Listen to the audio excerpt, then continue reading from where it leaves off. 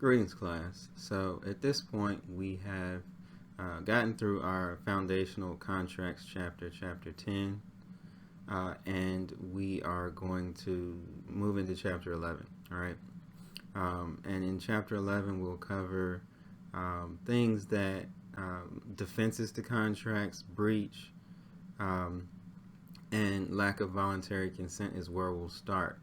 All right, so if I am trying to disprove a contract or offer evidence that a contract doesn't exist, my defense could be that there was no voluntary consent. All right, so we'll start with mistakes. When we think of a mistake, we want to think of two types of mistake. All right.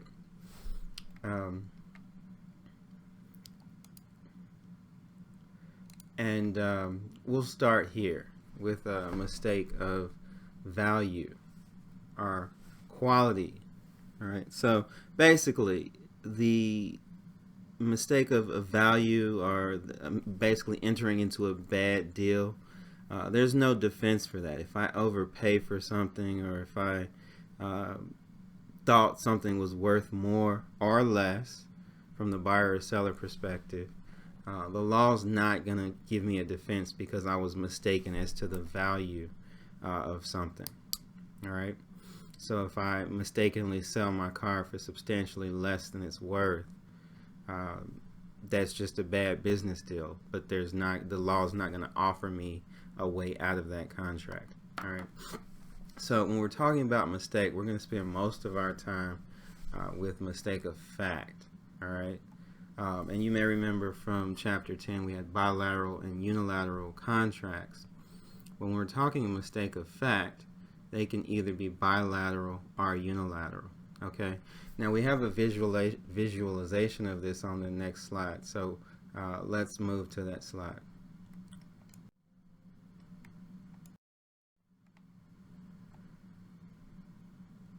Okay,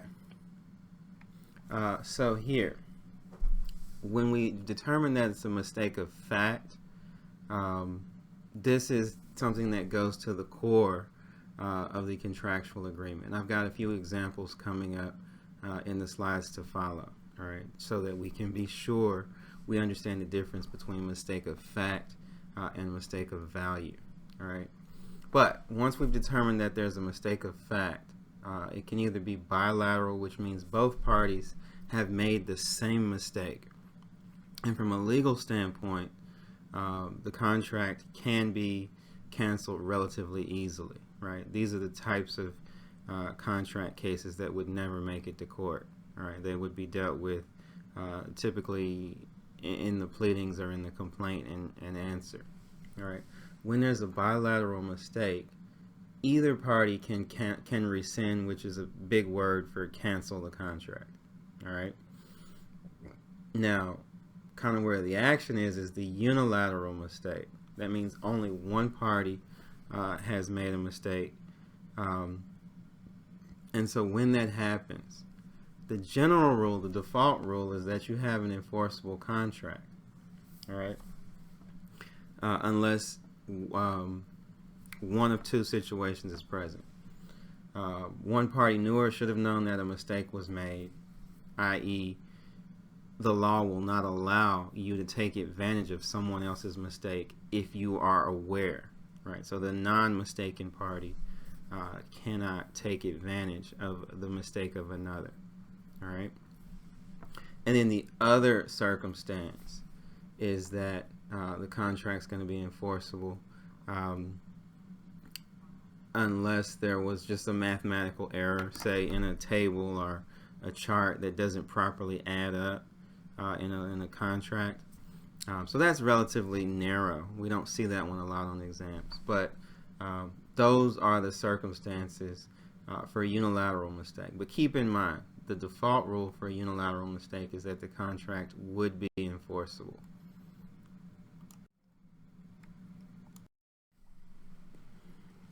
Okay, so in our first hypothetical, Smith agrees to sell his car to Hawk for $5,000. Later, Smith realizes the car was a classic car and was worth $15,000. Smith would like to cancel or rescind the contract. So let's discuss his options. Okay. This is the classic example of a mistake of value. All right. Smith and Hawk agreed to sell a car. There was no mistake as to the car that they were referencing, right? It's just a mistake of value. Smith was unaware of the value of what he owned. And the law doesn't offer anything, any relief for Smith in this situation. So Smith will just have to live with the deal that he made. And it looks like he's lost $10,000 and made a bad business deal. All right. This is a mistake of value. All right. Next up, Pete offers to sell a painting he believes to be a Picasso. Beth also believes the painting to be a Picasso and agrees to purchase the painting. Prior to the sale, an appraiser determines that the painting is not a Picasso. All right. Discuss the validity of the contract. All right. So in this situation, both the seller, Pete, and the buyer, Beth, are mistaken. They think that they're buying and selling a Picasso, but as it turns out, the painting is not a Picasso. All right. So here, since we have a bilateral mistake, either party can rescind the contract. All right. You think it would be Beth in this circumstance because she would have paid for a Picasso and not received it. All right. So when we say rescind, it just means cancel. Either party can cancel the contract. And what would happen is the parties would be put in the position they were in had the contract never been made. So if Beth had paid a deposit or paid any amounts forward, or even if she had paid in full, she's going to be entitled to a refund of all the money that she had paid. All right. Next hypothetical. This one is similar, but I've changed the facts just a bit. Pete offers to sell a painting. In this hypothetical, he makes no representation that it is in fact a Picasso. Beth, however, does believe that the painting is a Picasso. All right, on her own. So she comes to that determination on her own. Prior to the sale, she realizes her mistake. And so what happens here? Well, this is not a bilateral mistake. This is a unilateral mistake. Only Beth is mistaken. And so when only one party is mistaken, the contract will typically stand unless one of those two circumstances was present here. And the fact pattern doesn't indicate that Pete knew of Beth's mistake and was trying to take advantage. So in this circumstance, the contract would stand. Okay. All right. Still in the vein of voluntary consent, we're going to talk about fraudulent misrepresentation. All right.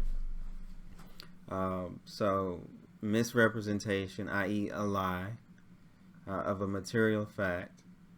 Typically this would be done by the seller of goods. So a misrepresentation, a statement of fact with an intent to deceive. All right. And the innocent party, that is the party that is not making the statement, but the other contractual party relies on the misrepresentation. All right. In other words, they don't know that the seller is lying. All right. And then that results in harm. And typically harm in this case is that the buyer is overpaid for what they got, or they got something other than what they thought they bargained for. All right. So let's take a look at an example. We're back with Pete and Beth again. So Pete offers to sell a painting that he knows is not a Picasso, but that's not what he tells Beth. He tells Beth it is a Picasso. He lies. All right. Beth relies on this statement and agrees to purchase the painting. After the transaction, Beth realizes the misrepresentation and sues to have the contract set aside. Right? And based on the facts on the screen, she should be successful in having the contract set aside or canceled. Okay? And we'll revisit this in the next unit because fraudulent misrepresentation is also a tort.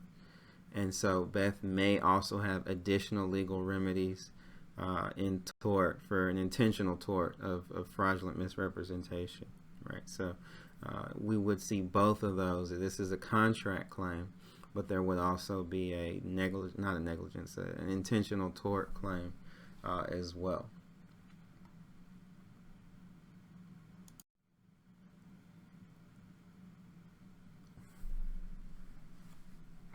All right, continuing on with undue influence. So undue influence is the idea that one party has pressured another into signing a contract. All right. And in this case, when there is clear and convincing evidence that the party was not acting of their own free will, then the contract could be set aside. Now, clear and convincing is new language for us. And in most civil cases, the burden of proof is preponderance of the evidence. So clear and convincing is a higher burden of proof. It's a difficult standard to meet. So suffice to say that in cases of undue influence, they're not easy cases for the party who felt they were pressured into signing the contract to win. All right, I've got a few examples that we'll use to illustrate this momentarily. We'll also talk about duress. And you've seen duress in movies or TV. The classic example is someone signs a contract at gunpoint. Sign the contract or I'll blow your head off. All right. That's an example of duress. And in those circumstances, the contract would never hold up because if you sign a contract under threat, consent will always be lacking. All right. Okay, so a few hypotheticals to think through. Old timer relies on her caretaker Julie to provide essential care to sustain her life. Old timer agrees in writing to sell her home to Julie for $75. Before the house is transferred, old timer's daughter sues to have the contract set aside. Okay. So I wrote this with the idea of this is an example of undue influence. All right. Now, as is written on the screen, there's not enough evidence here. There's no evidence here that old timer wasn't acting in their own free will. Right. And so in the previous slide, it said we would need clear and convincing evidence of that. So that's not here. Honestly, this contract would likely stand unless there's some other evidence not listed in the question. All right, but we can only take what's in the question. So this the case would be for undue influence, but it's not going to be a successful one. Okay. Next up. All right, and I wrote this hypothetical with duress in mind. All right, old timer relies on her caretaker Julie to provide essential care to sustain her life. All right, Julie threatens to stop feeding old timer if she does not agree to sell her home to young buck. Okay, so here we have this threat. All right, and contracts signed under threat of anything, be it gunpoint or the threat to stop feeding, as is the case here, they lack voluntary consent. So in this circumstance, when old timer's daughter finds out and takes the case to court, the courts are going to set this contract aside. You cannot threaten someone into a contractual agreement. Right? That would never be voluntary consent.